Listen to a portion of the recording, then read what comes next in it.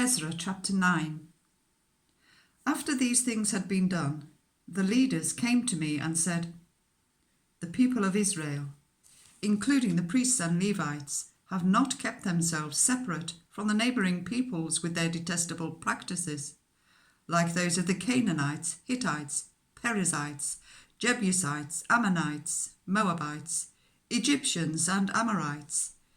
They have taken some of their daughters as wives for themselves and their sons, and have mingled the holy race with the peoples around them, and the leaders and officials have led the way in this unfaithfulness."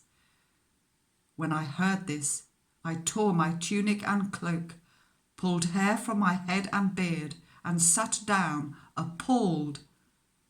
Then everyone who trembled at the words of the God of Israel gathered round me because of this unfaithfulness of the exiles, and I sat there appalled until the evening sacrifice. Then, at the evening sacrifice, I rose from my self-abasement, with my tunic and cloak torn, and fell on my knees with my hands spread out to the Lord my God, and prayed. "I am too ashamed and disgraced, my God, to lift up my face to you, because our sins are higher than our heads, and our guilt has reached to the heavens. From the days of our ancestors until now, our guilt has been great. Because of our sins, we and our kings and our priests have been subjected to the sword and captivity, to pillage and humiliation at the hand of foreign kings, as it is today. But now, for a brief moment, the Lord our God has been gracious in leaving us a remnant and giving us a firm place in his sanctuary. And so our God gives light to our eyes and a little relief in our bondage. Though we are slaves, our God has not forsaken us in our bondage. He has shown us kindness in the sight of kings of Persia. He has granted new life to rebuild the house of God and repair its ruins. And he has given us a wall of protection in Judah and Jerusalem. But now, our God, what can we say after this?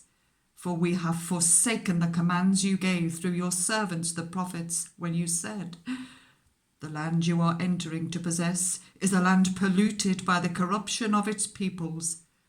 By their detestable practices they have filled it with their impurity from one end to the other. Therefore do not give your daughters in marriage to their sons, or take their daughters for your sons. Do not seek a treaty of friendship with them at any time, that you may be strong and eat the good things of the land, and leave it to your children as an everlasting inheritance.'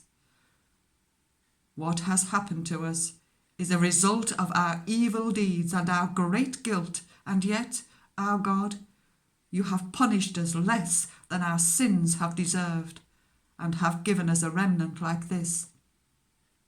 Shall we then break your commands again and intermarry with the peoples who commit such detestable practices?